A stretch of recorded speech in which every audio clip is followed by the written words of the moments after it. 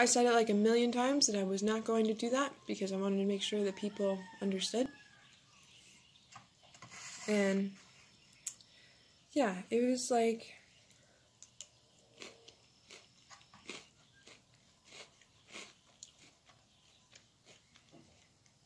it was not that crazy.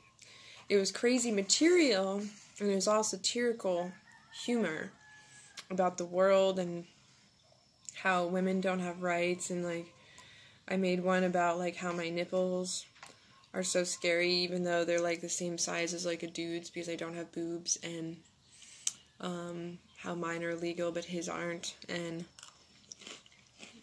I took that one off even though everything was covered.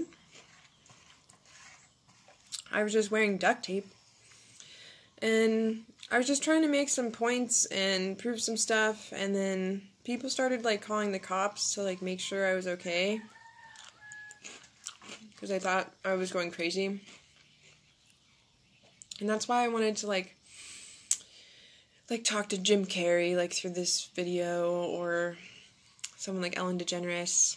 Why? Because I've got your fish tattooed on my leg.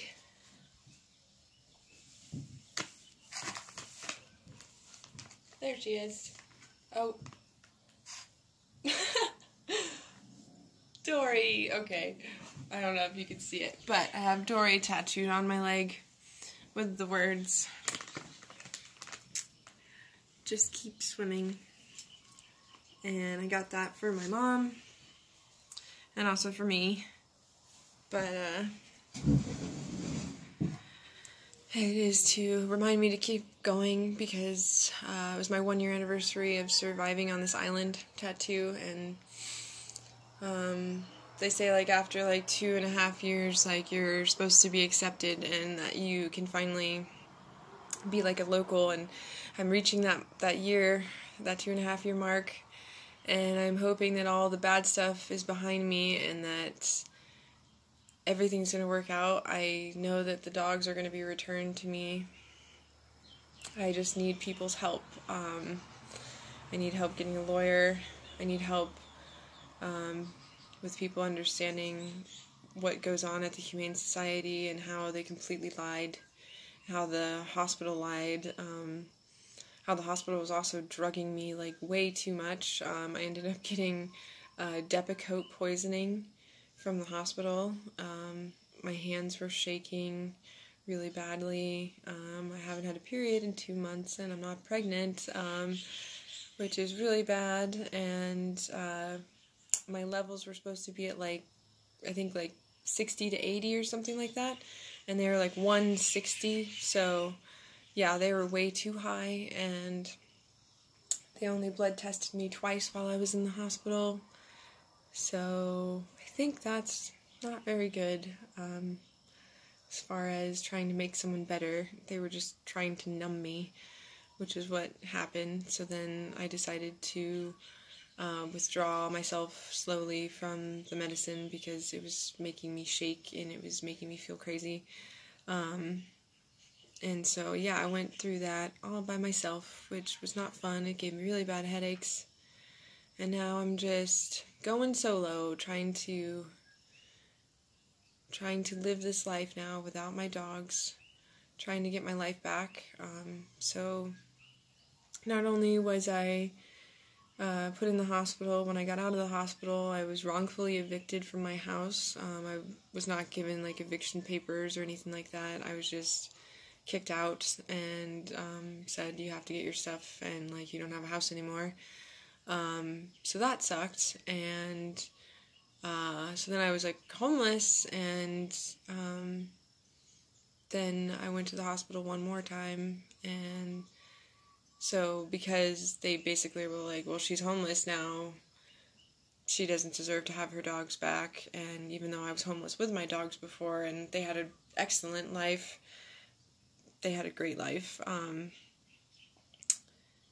I've just been struggling, and it doesn't mean that I don't deserve them. I got my stuff together within 1 month. I have a house, I have 3 jobs.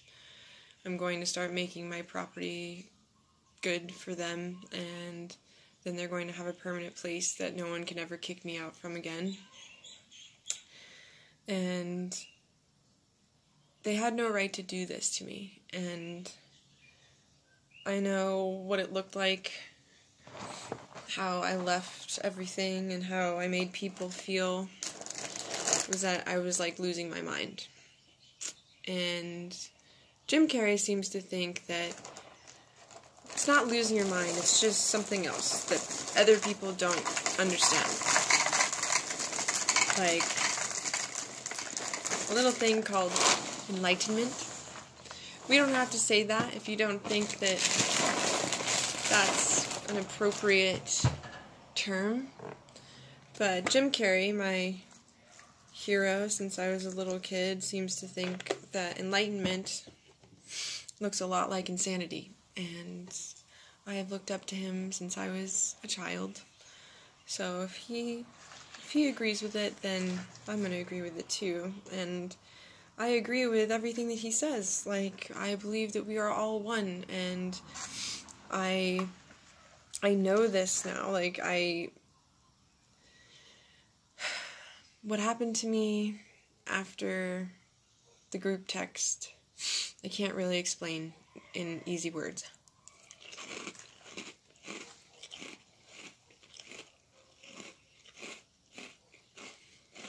But I will try.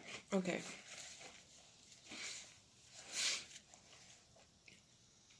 So, group text. Thought that my message was getting out to the world because maybe I was manic, or maybe I was just excited. Maybe it's just the same thing. I was excited about an idea that I had, thought I was changing the world, or I thought I was making my plans to change the world because I was going to start my YouTube channel and all this stuff. And I just wanted to help people. And so I thought that maybe people were like getting it and that it was trending, but I wasn't getting on the internet, so I didn't know. I just wanted to see, I just wanted to wait, and I was like, well, I'm going to protest, and so I'm going to starve myself, like, basically, because I didn't have food in my house. Like, I had to go buy more food, and I didn't really want to, but I also, like, was trying to prove a point.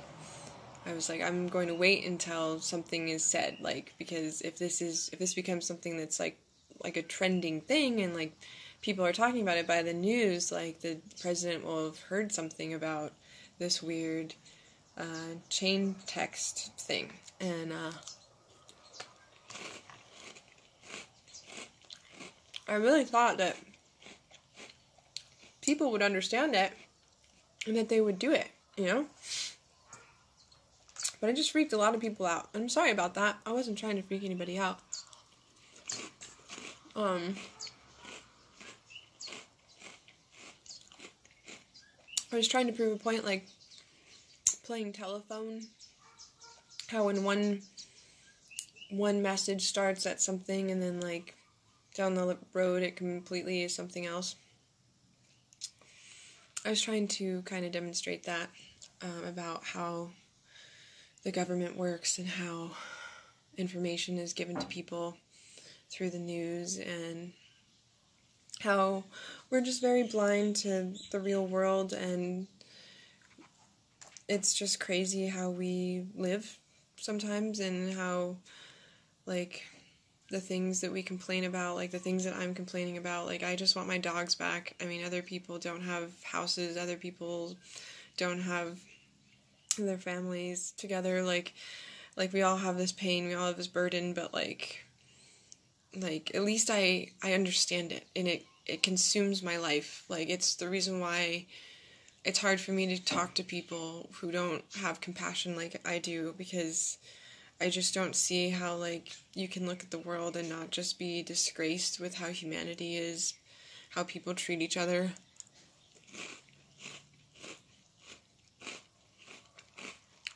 And, like,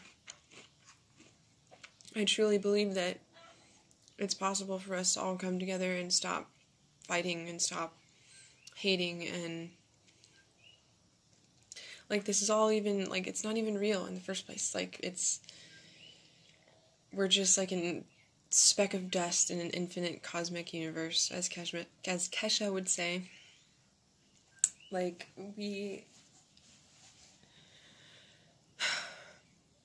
let's just say that after the group text,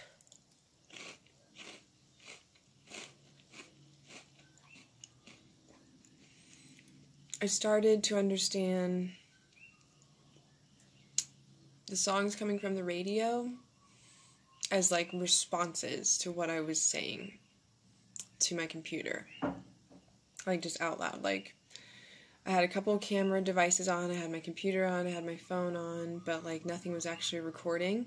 But yet there was space that was continuously being taken from my phone because it kept filling my phone up and I had to keep deleting it, which was weird, even though I wasn't actually recording anything. And so I was like thinking that maybe, oh, yeah, they are really like watching me. Like, it was just a conspiracy kind of thing. But I also kind of thought that it could be true.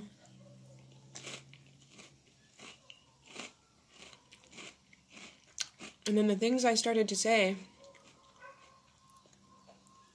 were straight up being responded to with music from this new radio station, like the newest radio station in Hawaii.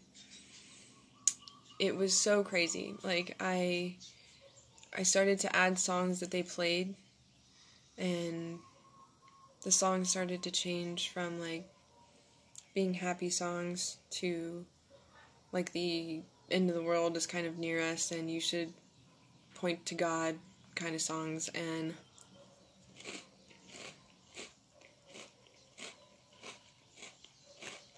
that's like the short version. It was a very long, drawn-out process. It happened for like 2 days. I was thinking these songs were like talking to me through the radio. I know that sounds crazy, but I was like, well, if aliens exist, which Tom DeLonge has always taught me that they do, and I believe that they do, and there's no reason for us not to believe that they do, because we are just so small in this entire universe. So what do we know? We don't know anything. I do believe that there's some kind of creator, God, the aliens, universe, something that we don't understand, and maybe when we die, we all get to understand what that is, the oneness. But I think that you can get to that level of understanding here on Earth, and I think that I've gotten to that level, and nothing makes sense here anymore.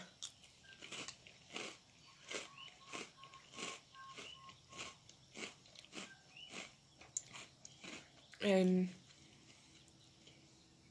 I straight up believe in magic after what happened, because I can't explain it in any other way. So the music started.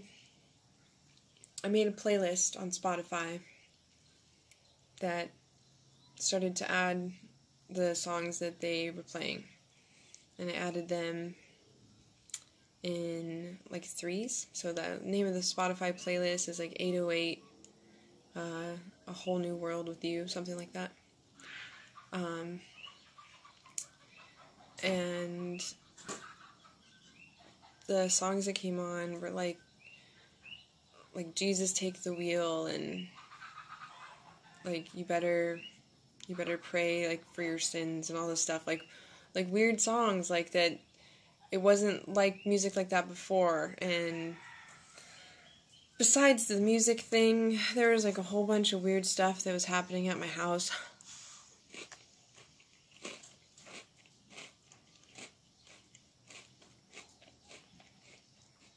Like, this is the stuff that I need to write down, and eventually one day I will, when I feel creative about writing. Because it is creative what happened. Whatever had happened, it was the craziest thing that's ever happened to me.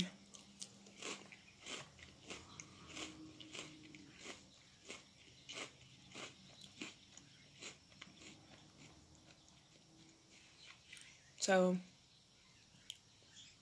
basically,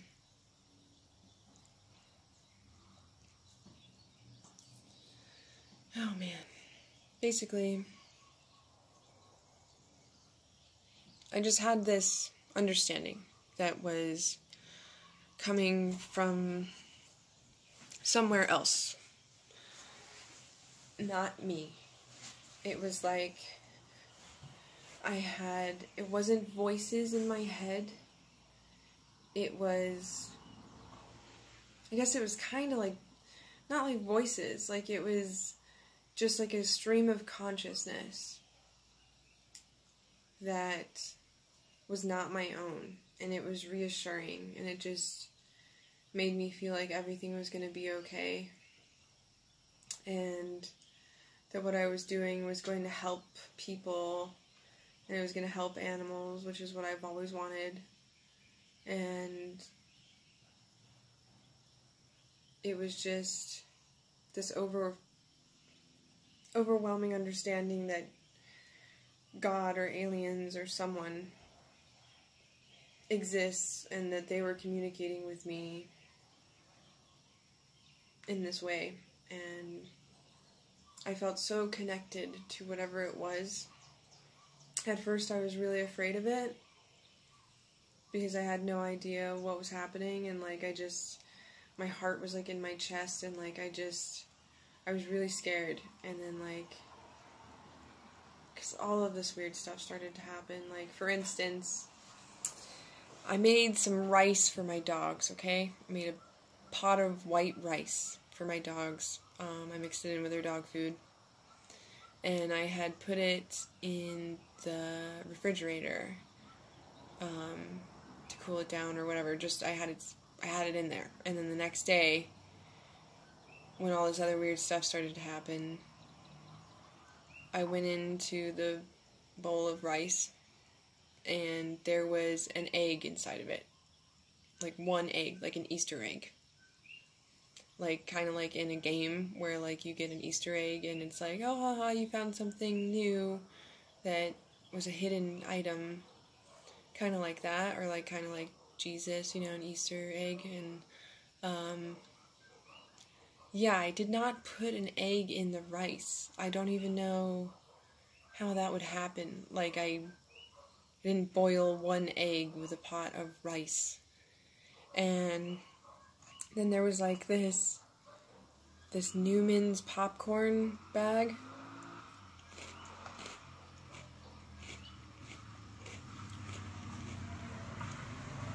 That had like cheese inside of it. And it was just supposed to be regular popcorn.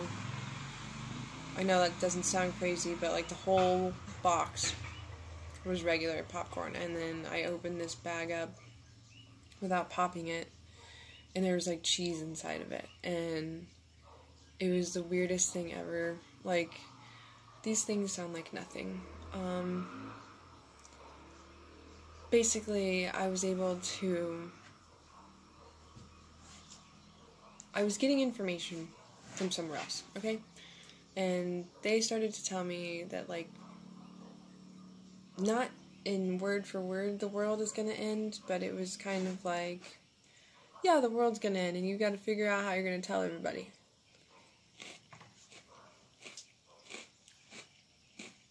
And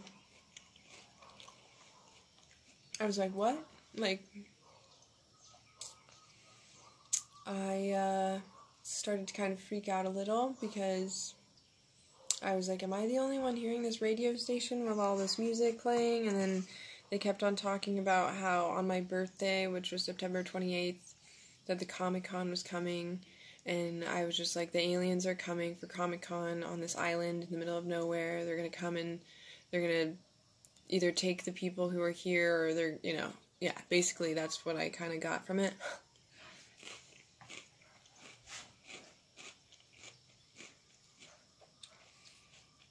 And I was like talking to Tom, you know, through the thing, saying, I was like, Tom, if you can hear me, I need you to phone home. Yeah, because Tom DeLonge should know more about aliens than I do, and it'd be great to talk to him about my experience.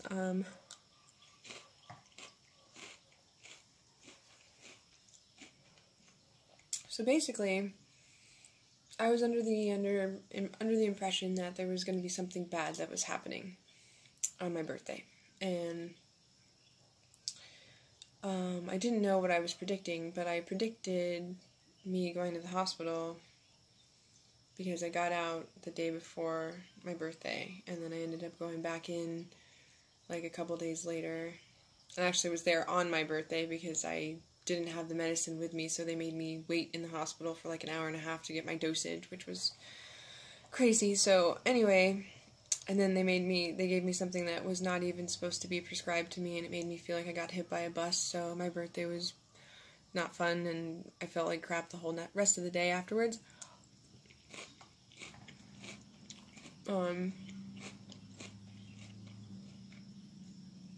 So I thought that something bad was going to happen, and I told only a few people about it because it was really hard for me to explain.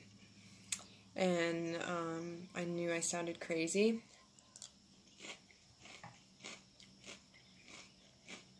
But the people I told were like people who really knew me and knew my kind of crazy. Like, they know that, yeah, I believe in fairies and I have Peter Pan tattooed on my back, but I've always been a scientist, and I don't say that I believe in God, really, and, you know, yeah, and now I'm saying that all this stuff is real.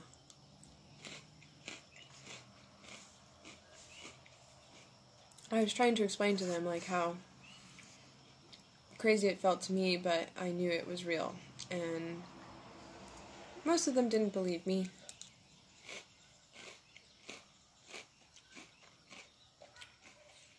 And that's okay. But I started doing some weird stuff, like writing words down and saying them backwards, because I found like a lot of hidden messages in words, which I had written down on like a huge poster. And magically in all of this, that huge poster has vanished. It was stolen along with a lot of other stuff that was stolen from my house when I was in the hospital. Yeah, people broke in and stole my stuff.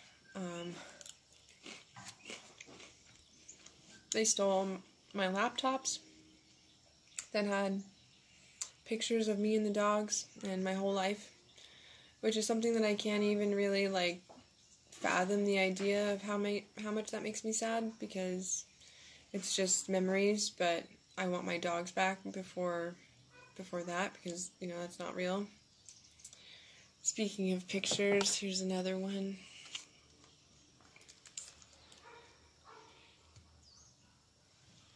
That's Keebler, me in the snow. That's Remedy, how she used to lay on my neck. Man's best friend. Yep, they are. And anyway, so when all this weird stuff started to happen,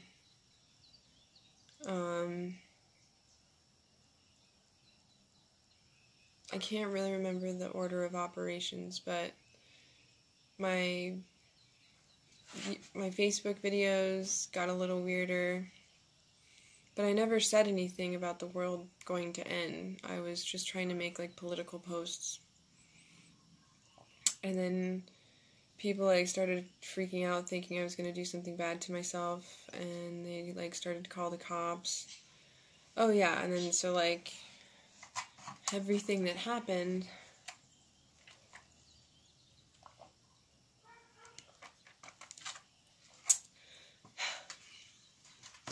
so it all started, the reason why I went to the hospital was because there was some bad stuff that my neighbors were doing to their dogs, both my landlord and this guy up the street. And this was in the time where I had, like, no food, and I was, like, starving. And I probably was, like, malnourished, you know, and that's not an excuse, but I was also smoking a lot of weed, which is what the doctors said. I had a weed psychosis, but I do not believe that is a real thing, at least not for me. Weed is the only thing that has never given me a bad side effect. So, I found out that they were mistreating their dogs. Long story short, I ended up feeding their dogs, my landlord's dogs, and then he got mad at me, and then I ended up running over his tree because he was drunk, yelling at me about feeding his dogs, and he was mistreating his dogs. 2 of his dogs had cysts on their bodies, and he wasn't taking care of them, and they were like separate away from his house and living all by themselves in this yard that looked abandoned, and I didn't know whose dogs they were at first, and anyway, I was just trying to help these dogs that like desperately looked like they needed help, and then he got all mad at me for it, and then I ran over his tree because he loved this tree more than anything, and he talked about how he really wanted me to watch out and not accidentally run it over because it was a little tree, and in a fit of rage because I can't handle when people mistreat animals. And then he got mad at me for it, trying to help. I ran over his tree, and that was not a very nice thing to do. Shouldn't have ran over his tree. It was a tree that could have easily been replanted, that I would have replanted. And then at that point, he thought I was like losing my mind. I probably was, because it doesn't take much for me to get angry about something when it happens to a dog.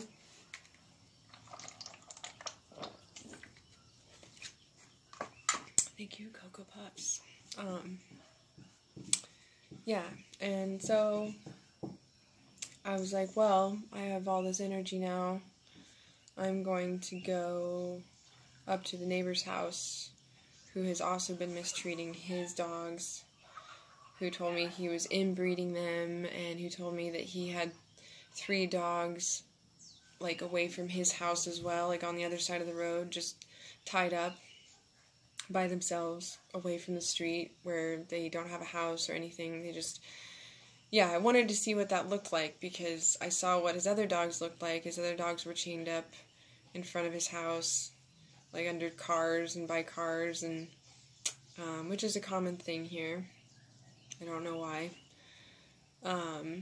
So I went to the other property to see how his dogs were treated, and they didn't have water in their bowls. Like, the water that was in there was like mud, and they were chained underneath 3 separate trees, and it looked like they were just out there dying, basically, and he didn't look after them at all, and I wanted to so badly just let them go so they could have a chance. But they were too aggressive, so I didn't touch them, and so I went over to his house, and then a whole bunch of other weird stuff happened. We basically got in this big argument, which resulted in a lot of weird stuff happening, but at the end of the argument, I kept telling him to call the police, and he wasn't going to do that because of a lot of reasons. He could have gone to jail, and then at the end of this big argument, I just started crying about all the sadness that there is in the world, and why is it that people mistreat animals, and why do people mistreat each other, and why, like, on this island, everyone is trying to take everything away from the people who live here, the people who deserve this HUMANE. Like, the things that they're doing up on the mountain is just horrible. They're taking away sacred land from people, and it's to explore outer space, which I appreciate, but also we also need to appreciate, like, what's here on Earth, and this place is sacred, and it's very hard to live here, and all the things that I was trying to do and say were to bring light to how hard it is to live in Hawaii, and why there's like this circle of things that people do that just don't seem to act in the aloha spirit. I don't want to make anyone mad, but everyone knows what I'm talking about. At least the locals do. People who visit here don't understand, but paradise is not paradise for puppies. Dogs are severely mistreated here. It's like one of the worst things that I've ever seen in my life. I have horror stories that I could tell people. One being, I don't want to, whatever. This is the kind of stuff that happens. So my landlord, the guy who said that he took care of all these dogs and he wanted to, and he was one for the dogs. He just didn't look like he was taking care of his dog at all. He told me that the people that he was living next door to, that he ended up moving into this house to take care of those dogs, the ones that were left anyway, they were so severely mistreated and malnourished. 2 mastiffs, and one died, and the one that lived started eating it to survive. I've heard of stories where dogs were chained behind trucks and dragged, and people were like honking their horns and telling them to stop, and they just didn't. I've heard a story of a dog not having any of the pads on his feet because someone like had cut them off. Like just, there's like a big flap on the paw, at the top of his paws. People breed dogs to fight. They breed dogs to go hunting for pigs. The dogs that go hunting for pigs, if the people don't care about them and if they get hurt hunting, they'll just let them stay out in the forest and bleed to death and die. And then a lot of people will starve their dogs so that when they go out to hunt, they are hungrier. I've seen multiple people leave their dogs in chicken coops. Instead of, they leave them in cages too, but I've seen people actually put them in raised above the ground chicken coops, and that's their whole life. They fight them, they inbreed them. It's just, there's a lot of things here that happen to dogs, and there's no reason for it. If you need to go hunting, you can go hunting without the use of hurting dogs. You could use bow and arrow, you could use guns. You don't need to do what you do to dogs. And it only became a felony a couple years ago for people to mistreat domesticated animals in Hawaii, and I think it just became official. Donald Trump said that it's a felony crime everywhere to mistreat domesticated animals. Someone sent me a link about that. So maybe he would have an interesting view of this place if he actually came here and saw what it was like, which is part of my whole original political thing. I was going to ask Donald Trump to come here to see how Hawaii was, because the homelessness is out of control. People need somewhere to live. There's enough space, there's enough homes. There's just too many homeless people, and there's not enough resources for them. It's awful. Everyone comes here and they think it's just paradise and la la land, and it's not. The people who live here struggle every day, and it shouldn't be like that. And I wanted him to actually see what it was like. All these people lost their homes when Kilauea erupted, and those people didn't just magically get new homes. They were displaced. They had to go elsewhere. They had to move away.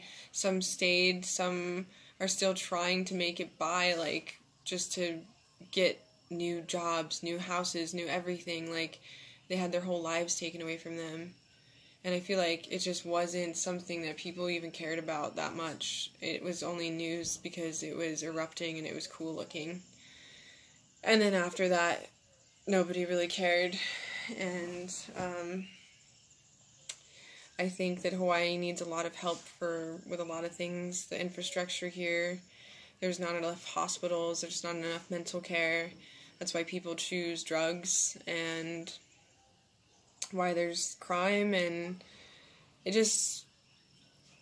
could be better, and it should be better, because people see this place as happily ever after, and it is for the people who get to come on vacation here, but the people who live here every day in order to make your vacations wonderful, like people that are part of the restaurant industry and like the hotel industry and all of it, like everything is for tourists here.